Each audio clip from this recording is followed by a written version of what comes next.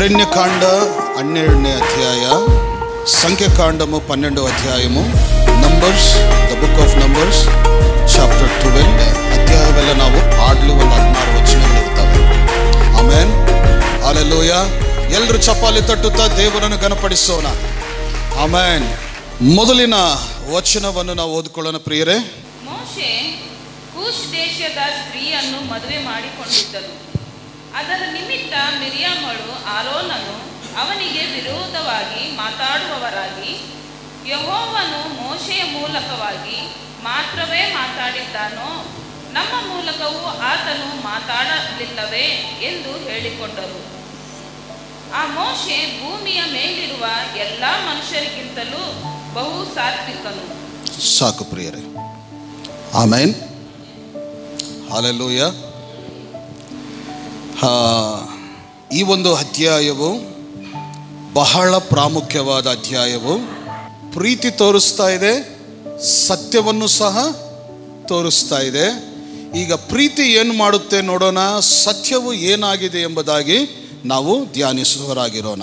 Okay, ಈ ಒಂದು ಅಧ್ಯಾಯದಲ್ಲಿ ಒಂದೇ ಕುಟುಂಬದವರು 3 ಜನರು ಇರ್ತಾರೆ. ಮೋಶೆ, ಆರೋನನು, ಮಿರಿಯಮ್ಮ. ಈ 3 ಜನ ಒಂದೇ ಕುಟುಂಬದವರು. ಇವರೆಲ್ಲರೂ ದೇವರ ಭಯಭಕ್ತಿಯಲ್ಲಿ ಬೆಳೆದು ದೊಡ್ಡವರಾಗಿದ್ದವರು. ದೇವರಂದರೆ ಆಳವಾದ ಪ್ರೀತಿ, ದೇವರಿಗೋಸ್ಕರ ಅವರು ಎಲ್ಲ ವಿಷಯಗಳಲ್ಲಿ ಮುಂದೆ ಆಗಿದ್ದು ಆಸಕ್ತಿ ಉಳ್ಳವರಾಗಿ ನಡೆಯೋರು. ಈ ಲೋಕದಲ್ಲಿ ದೇವರಂದರೆ ಎಲ್ಲರಿಗೆ ಆಸೆನೆ. ದೇವರು ನಮಗೆ ಒಳ್ಳೆಯದು ಮಾಡಲಿ, ಚೆನ್ನಾಗಿ ಮಾಡಲಿ, ನಾವೆಲ್ಲರೂ ಚೆನ್ನಾಗಿರಬೇಕಂತ ಯಾವ ದೇವರು ಕಾಣಿದ್ರು ಏನು ಮಾಡ್ತಾ ಇರ್ತಾರೆ, ಜನರು ನಮಸ್ಕಾರ ಮಾಡ್ತಾ ಇರ್ತಾರೆ, ಅವರಿಂದ ಒಳ್ಳೆಯದು ಆಗಲಿ ಅಂತ. ಆದರೆ ಈ ಮಿರಿಯಮ್ಮ ಇರಲಿ, ಆರೋನ್ ಮತ್ತು ಮೋಶೆ ಇರಲಿ, ಸತ್ಯವಾದ ದೇವರಲ್ಲಿ ನಡೆಯೋದು ನೋಡ್ತಾ ಇದ್ದೇವೆ. ಇವರು ಸತ್ಯವಾದ ದೇವರು, ಆಶ್ಚರ್ಯಕರ್ತನು, ಈ ಲೋಕವನ್ನು ಸೃಷ್ಟಿ ಮಾಡಿದ ದೇವರನ್ನು ಅವರು ತಿಳಿದುಕೊಂಡು ಆರಾಧಿಸ್ತಾ ಇದ್ದಾರೆ. ಅವರ ಕುಟುಂಬದವರೆಲ್ಲ ಅದೇ ವಿಷಯಗಳಲ್ಲಿ ಅವರು ನಡೀತಾ ಇರೋದನ್ನು ನಾವು ನೋಡ್ತೇವೆ. ಅಂದರೆ ಒಂದು ಒಳ್ಳೆ ವಿಶ್ವಾಸಿಗಳ ಆತ್ಮೀಯವಾದ ಕುಟುಂಬವು. ಆಮೇನ್. ಅಮ್ಮ, ನಮ್ಮ ಕುಟುಂಬಗಳು ಹೇಗಿರಬೇಕು? ಆತ್ಮೀಯವಾದ ಕುಟುಂಬಗಳಾಗಿರಬೇಕು, ಸ್ಪಿರಿಚುವಲ್ ಫ್ಯಾಮಿಲಿ ಆಗಿರಬೇಕು. ಪಕ್ಕದವರು ನಮ್ಮನ್ನು ನೋಡಿದ್ರೆ ಆತ್ಮೀಯತೆ ಬರಬೇಕು ಹೊರಗೆ. ಓಕೆ, ನಮ್ಮಿಂದ ಲೌಕಿಕವಾದ ವಿಷಯಗಳು ಬರಬಾರದು. ಯಾವಾಗಲೂ ನಮ್ಮಿಂದ ಆತ್ಮೀಯವಾದ ವಿಷಯಗಳು ಬರಬೇಕು. ಮುಖ್ಯವಾಗಿ ದೇವರ ಮುಂದೆ ಕಾಣಿ ಬರಬೇಕು. ಆಮೇನ್. ಸ್ಪಿರಿಚುವಲ್ ಲ್ಯಾಂಗ್ವೇಜ್ ಯೂಸ್ ಮಾಡಿ, ಆತ್ಮೀಯವಾದ ಭಾಷೆವು ಯೂಸ್ ಮಾಡಬೇಕು. ನೀವು ಮನೆಯಲ್ಲಿಯೂ ಸಹ ಮಕ್ಕಳ ಜೊತೆ ನೀವು ಮಾತಾಡುವಾಗ, ಹೊರಗೆ ಎಲ್ಲಿ ಇರಲಿ, ಆತ್ಮೀಯವಾದ ರೀತಿಯಿಂದನೇ ನೀವೊಬ್ಬೊಬ್ಬರನ್ನು ಸಂಪರ್ಕದಲ್ಲಿರಬೇಕು. ಗಂಡ ಹೆಂಡತಿ ಜೊತೆಗೆ, ಹೆಂಡತಿ ಗಂಡನ ಜೊತೆಗೆ ಮಾತಾಡುವಾಗಲೂ ಸಹ ಆತ್ಮೀಯವಾದ ಪದಗಳನ್ನು, ಅಂದರೆ ಆತ್ಮೀಯವಾದ ಪದ ಅಂದರೆ ದೇವರಿರುವ ಭಾಷೆ. ಯಾವಾಗ ನಿನ್ನ ಭಾಷೆಯಲ್ಲಿ ದೇವರ ಪದಗಳನ್ನು ನೀನು ಯೂಸ್ ಮಾಡಿದ್ರೆ, so everything it will be glorified to God. ದೇವರಿಗೆ ಮಹಿಮೆಕರವಾದ ಸಮಯವು, ಜೀವನವು ನಿನ್ನದು. ನಿನ್ನ ಜೀವನದಲ್ಲಿ ನೀನು ಕಳೀತಾ ಇರ್ತೀಯ. ಆಮೇನ್. ಇದರಿಂದ ಏನು ಲಾಭ ಅಂತಂದರೆ, ಆತ್ಮೀಯವಾದ ಮಾತುಗಳಿಂದ ಎದುರಿದ್ದವನಿಗೆ ಸ್ವಸ್ಥತೆ, ಬಿಡುಗಡೆ ಉಂಟಾಗುತ್ತೆ. ಆಮೇನ್. ಅರ್ಥ ಆಯ್ತಾ ನಿಮಗೆ? ಆತ್ಮೀಯವಾದ ಪದಜಾಲಗಳನ್ನು ನೀವು ಮಾತಾಡಿದ್ರೆ ನಿನ್ನ ಮುಂದೆ ಇದ್ದವನ ಜೀವನವೂ ಸಹ ಬದಲಾವಣೆ ಆಗತ್ತೆ. ಅವ್ರ ಜೀವನದಲ್ಲಿ ಅದ್ಭುತ ಕಾರ್ಯಗಳು ಸಹ ಆಗ್ತವೆ. ಆಮೇನ್, ಹಲ್ಲೆಲೂಯಾ. ಸೊ ಇಂಥ ಒಂದು ಒಳ್ಳೆ ಕುಟುಂಬವನ್ನು ನಾವು ಇಲ್ಲಿ ನಾವು ನೋಡುವಾಗ, ಇವರೆಲ್ಲರನ್ನು ಬಿಡಿಸ್ಕೊಂಡು ದೇವರು ಎಲ್ಲಿ ತೆಗೆದುಕೊಂಡು ಹೋಗ್ತಾ ಇದ್ದಾನೆ? ಕಾನಾನ ದೇಶಕ್ಕೆ ತೆಗೆದುಕೊಂಡು ಹೋಗ್ತಾ ಇದ್ದಾನೆ. ಇದು ಪ್ರಯಾಣ ನಡೆಯೋ ಮಧ್ಯ ಮಾರ್ಗದಲ್ಲಿ ಮೋಶೆಯ ಹೆಂಡತಿಯ ಮೇಲೆ 2 ಜನರಿಗೆ ತುಂಬ ಕೋಪ ಬಂದಿದೆ. ಆರೋನನಿಗೆ, ಮಿರಿಯಮ್ಮನಿಗೆ. ಈಗ ಮೋಶೆಗೆ ಆರೋನ್, ಮಿರಿಯಮ್ಮ ಯಾರು? ಅಣ್ಣ ಅಕ್ಕ. ಅಣ್ಣ ಅಕ್ಕ ಸ್ವಂತ ತಮ್ಮನ ಮೇಲೆ ಕೋಪ ಮಾಡೋದು ಹೇಗೆ? ಆತ್ಮೀಯರೇ, ಕೆಲವೊಂದು ವಿಷಯಗಳಲ್ಲಿ ಅಭ್ಯಂತರಕರವಾದ ಜೀವನವನ್ನು ಜೀವಿಸ್ತಾ ಇದ್ದಾರೆ. ಅರ್ಥ ಮಾಡಿಕೊಳ್ಳಿ, ನಾವೆಲ್ಲರೂ ಆತ್ಮೀಯರೇ, ನಾವೆಲ್ಲರೂ ಬಾರ್ನ್ ಅಗೇನ್, ಮತ್ತು ಹುಟ್ಟಿದ್ದವರು ನಾವು. ದೀಕ್ಷಾ ಸ್ನಾನದ ಮುಖಾಂತರ, ರಕ್ಷಣೆಯ ಮುಖಾಂತರ. ಆದರೆ ನಿನ್ನಲ್ಲಿ ಎಲ್ಲೋ ಒಂದು ಸ್ಥಳದಲ್ಲಿ ಅಭ್ಯಂತರಕರವಾದ ಸ್ವಭಾವ ನಿನ್ನಲ್ಲಿ ಅಡಗಿದೆ. ನೀನು ಆತ್ಮೀಯನಾಗಿದ್ದೀಯಾ? ನೀನು ಕ್ರಿಸ್ತನ ಶರೀರ ರಕ್ತದಲ್ಲಿ ಭಾಗಸ್ಥರಾಗ್ತಾ ಇದೆಯಾ? ನಿನ್ನ ವಿಶ್ವಾಸ ಜೀವನ ಅನೇಕರಿಗೆ ಬುದ್ಧಿ ಮಾತು ಹೇಳ್ಬೋದು. ನಿನ್ನ ವಿಶ್ವಾಸ ಜೀವನ ಅನೇಕರ ಮುಂದೆ ನೀನು ಭಕ್ತಿಪರನಾಗಿ ನೀನು ಜೀವಿಸ್ತಾ ಇರ್ಬೋದು, ಚೆನ್ನಾಗಿದೆ. ಆದರೆ ನಿನ್ನಲ್ಲಿ ಒಂದು ಸ್ವಭಾವವಿದೆ, ಅದು ನಿನ್ನನ್ನು ಅಭ್ಯಂತರಕರವಾದ ಜೀವನಕ್ಕೆ ಗುರಿ ಮಾಡುತ್ತೆ. ಈ ಆರೋನ್ ಮತ್ತು ಮಿರಿಯಮ್ಮಲ್ಲಿ ದೇವರಿಗೆ ಮೆಚ್ಚಿಸುವ ಕ್ವಾಲಿಟೀಸ್ ತುಂಬ ಇದ್ದಾವೆ. ದೇವರಿಗೆ ಮಹಿಮೆಕರವಾದ ಗುಣಲಕ್ಷಣಗಳು ತುಂಬ ಇದ್ದಾವೆ ಇವರಲ್ಲಿ. ಆದರೆ ಅವರಲ್ಲಿ ಕೆಲವೊಂದು ಸ್ವಭಾವವಿತ್ತು. ಅದು ಯಾವ ಸ್ವಭಾವಂತೆ ಅಂದರೆ, ಅಭ್ಯಂತರಕರವಾದ ಸ್ವಭಾವವು ಅವ್ರ ಹೃದಯದಲ್ಲಿ ನೋಡೋದಕ್ಕೆ ನಾವು ನೋಡ್ತೀವಿ ಇಲ್ಲಿ. ಇದು ಆ ದಿನದವರೆಗೆ ಮೋಶೆನಿಗೂ ಸಹ ಗೊತ್ತಿಲ್ಲ. ನನ್ನ ಅಣ್ಣ, ನನ್ನ ಅಕ್ಕಳು ನನ್ನ ವಿಷಯದ ಬಗ್ಗೆ ಒಂದು ಗಲಿಬಿಲಿಯಾದ ವಾತಾವರಣವನ್ನು ಹೃದಯದಲ್ಲಿಟ್ಟುಕೊಂಡಿದ್ದಾರೆ. ಯೇಸು ಕ್ರಿಸ್ತನ್ ನಂಬಿದ ಜನರು ನಾವು, ದೇವರ ಪ್ರೀತಿಯಲ್ಲಿ ನಡೆಯೋ ನಾವು, ನಮ್ಮ ಹೃದಯಗಳಲ್ಲಿ ಕೆಲವೊಂದು ಗಲಿಬಿಲಿವಾದ ವಿಷಯಗಳನ್ನು ನಾವು ಇಟ್ಟುಕೊಂಡು ನಡೀತಾ ಇರ್ತೀವಿ. ಆ ಒಂದು ಗಲಿಬಿಲಿ ನಿನ್ನನ್ನು ತಪ್ಪು ಯೋಚನೆಗೆ ಗುರಿ ಮಾಡುತ್ತೆ. ನಿನ್ನಲ್ಲಿರುವ ಆ ಕೆಟ್ಟ ಸ್ವಭಾವ, ನೀನು ಆತ್ಮೀಯನಾಗಿರ್ಬೋದು, ನೀನು ದೇವರು ನಂಬಿದ ಮಗ ಆಗಿರ್ಬೋದು, ನೀನು ಕ್ರಿಸ್ತನಿಗೆ ಪ್ರೀತಿ ಉಳ್ಳವನಾಗಿರೋ ಮಗ ಇರ್ಬೋದು, ಆದರೂ ನಿನ್ನಲ್ಲಿ ಕೆಲವೊಂದು ವಿಷಯಗಳು ನಿನ್ನನ್ನು ತಪ್ಪು ಮಾರ್ಗಕ್ಕೆ ನಡೆಸೋದರಲ್ಲಿ ಅವು ಉಪಯೋಗಕರವಾಗಿರ್ತವೆ. ಅದು ಒಂದು ದಿನ ಹೊರಗೆ ಬರುತ್ತೆ. ಈಗ ಮೋಶೆ ಯಾರನ್ನು ಮದುವೆ ಮಾಡಿಕೊಂಡ್ರು? ಕೂಷ್ ದೇಶಸ್ಥದಲ್ಲಿ ನಿವಾಸವಾಗಿರುವ ಸ್ತ್ರೀಯನ್ನು ಮದುವೆ ಮಾಡಿಕೊಂಡು ಹೆಂಡತಿಯಾಗಿ ತನ್ನ ಮನೆಗೆ ತಂದಿರೋದನ್ನು ನೋಡ್ತೀವಿ. ಇಲ್ಲಿ ಕೆಲವೊಂದು ಪಾಯಿಂಟ್ಸ್ ಇದ್ದಾವೆ. ಕೆಲವೊಬ್ಬರು ಏನಂತಾರಂದರೆ, ಮೋಶೆನ ಹೆಂಡತಿ ಸಿಪೋರ ತೀರ್ಕೊಂಡಿದ ಮೇಲೆ, ಸಿಪೋರ ತೀರ್ಕೊಂಡಿದ ಮೇಲೆ ಇನ್ನೊಂದು ಮದುವೆ ಮಾಡಿಕೊಂಡಿರ್ಬೋದು ಅಂತ ಕೆಲವರು ಅಂತಾರೆ. ಕೆಲವರು ಏನಂತಾರಂದರೆ, ಬಹುಶಃ ಮಿದಿಯಾನಲ್ಲಿ ದೇಶದಲ್ಲಿರುವ ಸಿಪೋರವರ ತಂದೆಯವರು ಮೊದಲು ಕೂಷ್ ದೇಶಸ್ಥನವನಾಗಿದ್ದು ಮಿದಿಯಾನು ದೇಶದಲ್ಲಿ ಬಂದು ನಿವಾಸಕನಾಗಿದ್ದ.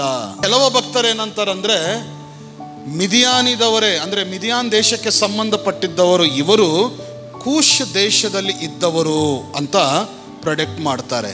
ಸೊ ಏನು ಇರಲಿ, ಮೋಶೆ ಎರಡನೇ ಮದುವೆ ಮಾಡಿಕೊಂಡಿದ್ದಾನಂತ ಎಲ್ಲಿ ಬೈಬಲಲ್ಲಿ ಎವಿಡೆನ್ಸ್ ಇಲ್ಲ ಈ ಒಂದು ವಿಷಯದಲ್ಲಿ ನಾವು ನೋಡಿದ್ರೆ.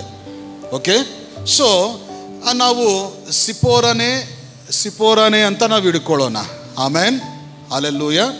ಈಗ ಸಿಪೋರ ಅಂದರೆ ಆರೋನನಿಗೆ ಸೇರ್ತಾ ಇಲ್ಲ, ಮಿರಿಯಮ್ಮಗೆ ಸೇರ್ತಾ ಇಲ್ಲ. ನೀನು ಯಾಕೆ ಮದುವೆ ಮಾಡಿಕೊಂಡ ಅಂದರೆ ಮೋಶೆನ ಜೊತೆಗೆ ಬಂದು ಮಾತಾಡ್ತಾ ಇಲ್ಲ ಇವರು ಆರೋನ್ ಮಿರಿಯಮ್ಮ ಇಬ್ಬರು ಕೂಡಿ ಮಾತಾಡ್ತಾರೆ. ಏನಂತಂದರೆ, ನೋಡಿ ನಮ್ಮ ಅಣ್ಣ ಎಂಥವಳನ್ನು ಮದುವೆ ಮಾಡ್ಕೊಂಡು ಬಂದರು, ನೋಡಿ ನಮ್ಮ ಅಣ್ಣ ಎಂಥ ಸಂಬಂಧವನ್ನು ತಂದರು, ನೋಡಿ ನಮ್ಮ ಅಣ್ಣ ಯಾರ ಜೊತೆ ಸಂಸಾರ ಮಾಡ್ತಾ ಇದ್ದಾನೆ, ನೋಡಿ ಅವಳು ಯಾರು ಎಂಥವಳು ನಮ್ಮ ಮಧ್ಯದಲ್ಲಿ ಬಂದು ಸೇರಿದಾಳಂತ ಈ ಥರವಾದ ಡಿಬೇಟ್ ನಡೀತಾ ಇದೆ. ನೋಡಿ, ಮೋಶೆ ಜೀವನವು ದೇವರು ನಿಯಮಿಸಿರುವ ಜೀವನ. ನೀನು ಅದರಲ್ಲಿ ಸಂತೋಷವಾಗಿರಬೇಕು.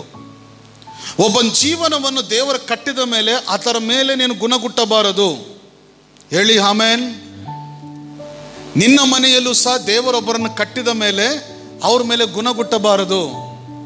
ನಿನ್ನ ಮನೆಯಲ್ಲಿ ಸಹ ಒಬ್ಬರನ್ನು ಗಂಡನಾಗಿ ಹೆಂಡತಿಯಾಗಿ ದೇವರು ಮಾಡಿದ್ರೆ, ಒಂದು ವೇಳೆ ನಿನ್ನ ಮನೆಗೆ ಒಬ್ಬ ಹೆಣ್ಣು ಮಗಳು ಸೊಸೆಯಾಗಿ ಬಂದರೆ ಅವಳನ್ನು ಟಾರ್ಗೆಟ್ ಮಾಡಬಾರ್ದು, ಅವರಿಗೆ ವಿರುದ್ಧವಾಗಿರಬಾರ್ದು. ನೀನು ಒಬ್ಬ ಆತ್ಮೀಯರ ಬಗ್ಗೆ, ಅದು ನಿನ್ನ ಅಣ್ಣ ಆಗಿರ್ಬೋದು, ತಮ್ಮ ಆಗಿರ್ಬೋದು, ಗಂಡ ಆಗಿರ್ಬೋದು, ಪಕ್ಕದವನಿರ್ಬೋದು, ಎದುರುಗಡಿದ್ದಾಗಬಹುದು, ಸಭೆಯಲ್ಲಿ ಇದ್ದಿರೋವನಾಗ್ಬೋದು, ಅವನ ಬಗ್ಗೆ ಮನೆಯಲ್ಲಿ ಅಥವಾ ಎಲ್ಲಾದರೂ ಕೂತ್ಕೊಂಡು ಗುಣಗುಟ್ಟಬಾರದು. ಪ್ರಿಯರೇ, ಇವತ್ತು ನಿಮ್ಮ ಜೀವನದಲ್ಲಿಯೂ ಸಹ ಯಾರಾದರೂ ನಿಮ್ಮ ಮೇಲೆ ಗುಣಗುಡ್ತಾ ಇರ್ಬೋದು. ನಿನಗೆ ವಿರುದ್ಧವಾಗಿ ಆತ್ಮೀಯರೇ ನಿನ್ನ ಬಗ್ಗೆ ಕೆಟ್ಟದಾಗಿ ಮಾತಾಡ್ತಾ ಇರ್ಬೋದು. ನಿನಗೆ ಗೊತ್ತಿಲ್ಲದೆ ನಿನ್ನ ಜೀವನವನ್ನು ಕೆಡಿಸೋದಕ್ಕೆ ಅನೇಕರು ಮಾತಾಡ್ತಾ ಇರ್ಬೋದು. ನಿನ್ನ ಬಗ್ಗೆ, ನಿನ್ನ ಸಂಸಾರದ ಬಗ್ಗೆ ಕೆಲವರು ನಿನ್ನ ಜೊತೆ ಇದ್ದವರು ಇರ್ಬೋದು, ಹೊರಗಿನವರು ಇದ್ದಿರ್ಬೋದು, ಕೆಟ್ಟದಾಗಿ ತಪ್ಪಾಗಿ ಮಾತಾಡ್ತಾ ಇರ್ಬೋದು. ಬಟ್ ಕೆಳಗಿನ ವಾಕ್ಯದಲ್ಲಿ ನಾವು ನೋಡಿದ್ರೆ ಯಾರು ಎಷ್ಟು ಮಾತಾಡಿದ್ರು ಮೋಶೆ ಹೇಗೆ ಜೀವಿಸ್ತಾ ಇದ್ದ? ಭೂಲೋಕದಲ್ಲಿ ಎಲ್ಲರಿಗಿಂತ ಆತನು ಸಾತ್ವಿಕನು, ತಗ್ಗಿಸಿಕೊಂಡಿದ್ದವನಾಗಿದ್ದ. Amen, hallelujah. ಯಾರಾದರೂ ನಮ್ಮನ್ನು ಒಂದು ಮಾತಂದರೆ ನೀವು ರಿಯಾಕ್ಟ್ ಆಗಿ ಹೋಗೋದಲ್ಲ ಪ್ರಿಯರೇ, ಇದು ನೀವು ಕಲಿಯಿರಿ. ನಿಮ್ಮ ಮನೆಗಳಲ್ಲಿ ನೀವು ಚೆನ್ನಾಗಿ ಜೀವನ ಮಾಡುವಾಗ ಕೆಲವೊಬ್ಬರು ಏನಾದರೂ ಒಂದು ಮಾತಂದರೆ ಅವ್ರ ಮೇಲೆ ಯುದ್ಧ ಮಾಡೋಕ್ಕೆ ಹೋಗಬೇಡಿ. ಈ ಸ್ವಭಾವವನ್ನು ಮೊದಲು ತೆಗೆದು ಹೊರಗಿಟ್ಟು ಬಿಡ್ರಿ. ಯಾಕಂದರೆ ಸಾತ್ವಿಕನಾದ ದೇವರ ಗುಣವು ನಿನ್ನಲ್ಲಿ ಕಾಣಿ ಬರಬೇಕು. 2ನೇ ವಚನ, ಇವರಿಗೆ ಮೋಶೆ ಹೆಂಡತಿ ಅಂದರೆ ಇಷ್ಟ ಇಲ್ಲ. ಇವತ್ತು ತುಂಬ ಜನರು ನಾವಿರ್ತೀವಿ, ನಾವಂದರೆ ಇನ್ನೊಬ್ಬರಿಗೆ ಇಷ್ಟ ಇರಲ್ಲ.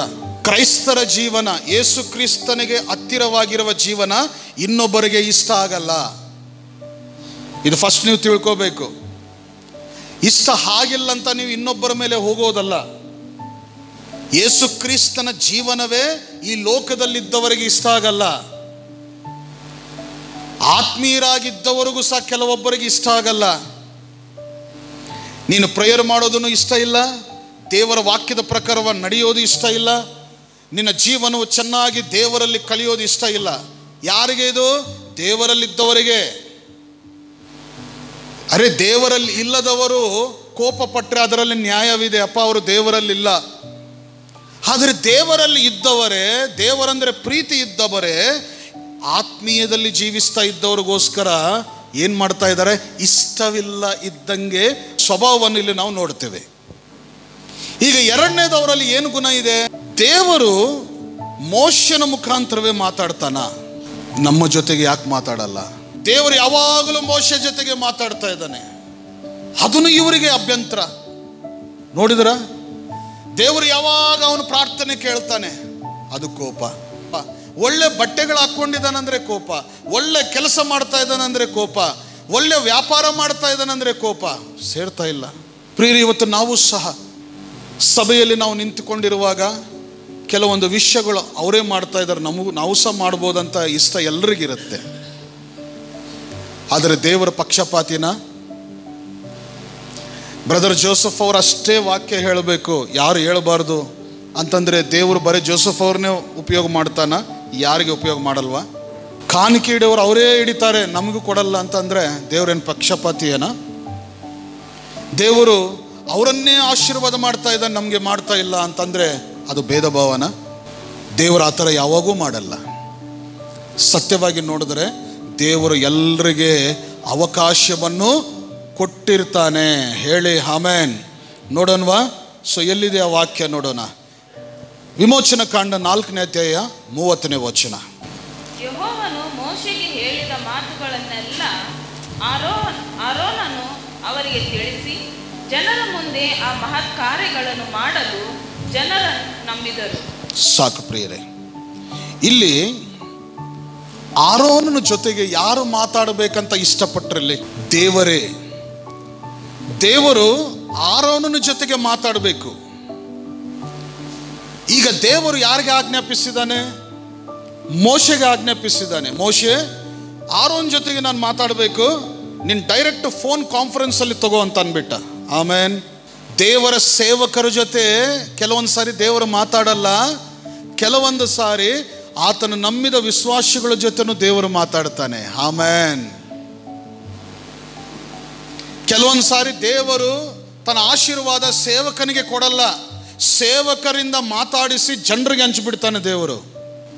ಮೋಶೆ, ನನ್ನ ಮಗನ ಜೊತೆ ನಾನು ಮಾತಾಡಬೇಕು, ಆರೋನನ ಜೊತೆಗೆ ಮಾತಾಡಬೇಕು, ನೀನೋಗಿ ಮಾತಾಡಪ್ಪ ಅಂತಾನೆ. ದೇವರ ನಾಮಕ್ಕೆ ಮಹಿಮೆ ಉಂಟಾಗಲಿ. ಈಗ ಇವರೇನು ಗುಣಗುಡ್ತಾ ಇದ್ದಾರಲ್ಲಿ? ದೇವರೇ, ಯಾವಾಗಲೂ ನೀನು ಮೋಶೆ ಜೊತೆಗೆ ಮಾತಾಡ್ತಾ ಇದೀಯಾ, ನನ್ನ ಜೊತೆ ನೀನು ಮಾತಾಡ್ತಾ ಇಲ್ಲ. ಮತ್ತು ಆರೋನ್ ಜೊತೆಗೆ ದೇವರು ಮಾತಾಡಿದ್ರೆ ಇಲ್ವಾ? ಎರಡನೇದು ನೋಡೋಣ. ಅದೇ ವಿಮೋಚನ ಕಾಂಡ 12ನೇ ಅಧ್ಯಾಯ 1ನೇ ವಚನ. ಐಗುಪ್ತ ದೇಶದಲ್ಲಿ ಯೆಹೋವನು ಮೋಶೆ ಆರೋನಿನ ಸಂಗಡ ಮಾತಾಡಿ, ಸಾಕು ಪ್ರಿಯರೇ, ಹಲ್ಲೆಲೂಯಾ. ಈಗ ಯಾರ ಜೊತೆ ಮಾತಾಡ್ತಾ ಇದ್ದಾನೆ ದೇವರು? ಪಾಸ್ಟರ್ ಜೊತೆಗೇನೆ ದೇವರು ಮಾತಾಡಿ ನಮಗೆ ಹೇಳ್ತಾನಂತ ನೀವು ಆ ಥರ ಅನ್ಕೋಬೇಡಿ. ಕೆಲವೊಂದು ಸಾರಿ ದೇವರು ನಿಮ್ಮ ಜೊತೆನೂ ಮಾತಾಡ್ತಾನೆ. ಏನು ಮಾಡಬೇಕೋ ಏನು ಮಾಡಬಾರ್ದು ನಿನ್ನ ಜೊತೆ ಮಾತಾಡ್ತಾನೆ. ಆದರೆ ನೀವು ಕೇಳಲ್ಲ. ತುಂಬ ಜನರು ಕೇಳಲ್ಲ. ಸರಿಯಾದದ್ದು ಮಾಡಮ್ಮ ಅಂತಂದರೆ ಸರಿಯಾದದ್ದು ಮಾಡಲ್ಲ. ಇದು ಕೆಟ್ಟದಮ್ಮ ನೀವು ಮಾಡಬೇಡ ಅಂದರೆ ಮಾಡ್ತಾರೆ.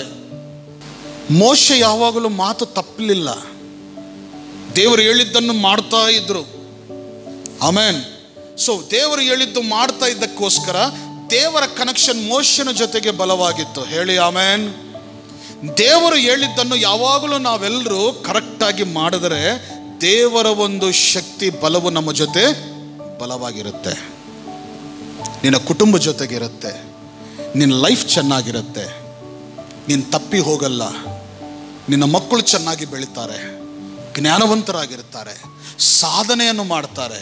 ಅವ್ರ ಜೀವನದಲ್ಲಿ ಏನು ನೋಡದೇ ಇದ್ದಿದ್ದನ್ನು ಆಶೀರ್ವಾದಗಳನ್ನು ಅವ್ರು ನೋಡ್ತಾರೆ. ನಿನ್ನ ಲೈಫ್ ಚೇಂಜ್ ಆಗತ್ತೆ. ದೇವರ ಕೃಪೆ ಕರುಣೆಯಲ್ಲಿ ನೀನು ಜೀವಿಸುವವನಾಗಿರ್ತೀಯ. ನಿನಗೇನು ಕೊರತೆ ಇಲ್ದಂಗೆ ದೇವರು ನೋಡ್ಕೊಳ್ತಾನೆ. ನಿನ್ನ ಜೀವನದಲ್ಲಿ ಏನಾದರೂ ಕಷ್ಟ ಸಂಕಟ ಬಂದ್ರೂ ಅದರಿಂದ ದೇವರು ತಪ್ಪಿಸ್ತಾನೆ. ಇವೆಲ್ಲ ಯಾವಾಗ ಆಗತ್ತೆ? ಇದು ದೇವರ ಮಾತಿಗೆ ನೀನು ವಿಧೇಯನಾಗಿದ್ದರೆ, ದೇವರ ಜೊತೆಗೆ ಸಂಬಂಧವನ್ನು ಬೆಳೆಸ್ಕೊಂಡ್ರೆ ಮಾತ್ರವೇ. ಇಲ್ಲಿ ಮೋಶೆ ಮಿರಿಯಮ್ಮ ಅವರು ಏನು ಗುಣಗುಡ್ತಿದ್ರು? ದೇವರು ಅವ್ರ ಜೊತೆ ಮಾತಾಡ್ತಾನೆ, ನಮ್ಮ ಜೊತೆ ಮಾತಾಡಲ್ಲ. ಮತ್ತಿಲ್ಲಿ ಮಾತಾಡಿದ್ರಲ್ಲ, ಆಮೇನ್. ದೇವರು ಎಲ್ಲರ ಜೊತೆ ಮಾತಾಡ್ತಾನೆ. ಹಲ್ಲೆಲೂಯಾ. ನಾವು ಅದಕ್ಕೆ ವಿಧೇಯರಾಗಿರಲ್ಲ. ನಮ್ಮಲ್ಲಿ ಭಯ ಇರಲ್ಲ. ನಾವು ಪ್ರೇಯರಿಗೆ ಬಂದರೆ ಪಾಸ್ಟರ್ ಇದ್ದಾರೆ, ಸಭೆ ಹಿರಿಯರಿದ್ದಾರೆ, ಅವ್ರು ಮಾಡ್ತಾರೆ ಅಂತೀವಿ. ದೇವರು ನಿಮ್ಮನ್ನು ಸಹ ನೋಡ್ತಾನೆ. ನೀವೇನು ಮಾಡ್ತಾ ಇದ್ದೀರಾ? ನಿಮ್ಮಲ್ಲಿಯೂ ಸಹ ಭಯ ಇರಬೇಕು, ನಿಮ್ಮಲ್ಲಿಯೂ ಸಹ ಭಕ್ತಿ ಇರಬೇಕು. ದೇವರು ನನಗೂ ಸಹ ಹೇಳ್ತಾ ಇದ್ದಾನೆ. ಅಂದರೆ ಸ್ವಭಾವ ಯಾವುದಿರಬಾರ್ದು ನಮ್ಮಲ್ಲಿ, ಅಂದರೆ ಗುಣಗುಟ್ಟೋ ಸ್ವಭಾವ ಇರಬಾರ್ದು. ದೇವರು ಹೇಳಿದ್ದನ್ನು ಸಭೆಯಲ್ಲಿ ನಡೀತಾ ಇರುತ್ತೆ. ದೇವರಿಗೆ ಹೇಗಿಷ್ಟನೋ ಸಭೆಯನ್ನು ಆ ರೀತಿಯಾಗಿ ನಡೆಸ್ತಾನೆ. ಆದರೆ ನಾವು ಸಭೆಯಲ್ಲಿ ಕೂತ್ಕೊಂಡು ಸಭೆ ಈ ರೀತಿಯಾಗಿ ನಡೆದ್ರೆ ಚೆನ್ನಾಗಿರ್ತಿತ್ತು, ಈ ರೀತಿಯಾಗಿದ್ದರೆ ಚೆನ್ನಾಗಿರ್ತಿತ್ತು ಅಂತ ನಾವು ಮಾತಾಡ್ತಾ ಇರ್ತೀವಿ. ತುಂಬ ಜನರು, ಅರೆ ಸೇವಕನು ಈ ರೀತಿಯಾಗಿದ್ದರೆ ಚೆನ್ನಾಗಿರ್ತಿತ್ತು. ಅರೆ ಸೇವಕರದು ದೇವರ ಜೊತೆ ಸಂಬಂಧ ಇದೆ. ನೀನು ಸೇವಕರ ಬಗ್ಗೆ ಗುಣಗುಟ್ಟ ಅವಸರವೇನಿಲ್ಲ. ದೇವರ ಜೊತೆ ಕನೆಕ್ಷನ್ ಇದ್ದ ಮೇಲೆ ದೇವರೇ ನಡೆಸ್ತಾನೆ. ಆಮೇನ್. ದೇವರೇ ನಡೆಸಿ ದೇವರು ಸೇವಕನ ಮುಖಾಂತರ ಜನರನ್ನು ಸಹ ನಡೆಸುವವನಾಗಿರ್ತಾನೆ. ಇಷ್ಟು ವರ್ಷ ಕಾಲ ಆಗಿದೆ, ಮಿರಿಯಮ್ಮಲ್ಲಿ ಆರೋನಲ್ಲಿ ಬದಲಾವಣೆ ಕಾಣಿಸ್ತಾ ಇಲ್ಲ.